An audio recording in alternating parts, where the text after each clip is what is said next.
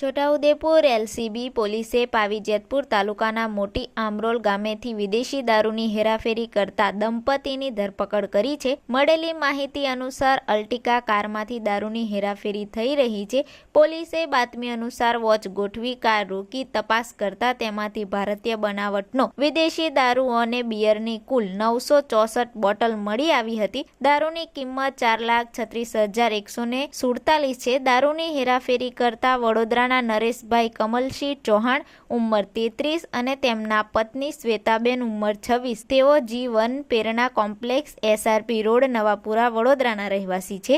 આરોપીઓ પાસેથી 1,920 રૂપિયા રોકડ પણ મળ્યા હતા। તેઓ દારૂનો છૂટક વેચાણ માટે લઈ જતા હોવાનું કબૂલ્યું હતું। પોલીસે દારૂ 10 લાખની કાર અને રોકડ મળીને કુલ 14,43,067નો મુદ્દામાલ જપ્ત કર્યો છે। પાવીજેતપુર પોલીસ સ્ટેશનમાં આ મામલે ગુનો નોંધી આગળની કાર્યવાહી હાથ ધરવામાં આવી છે।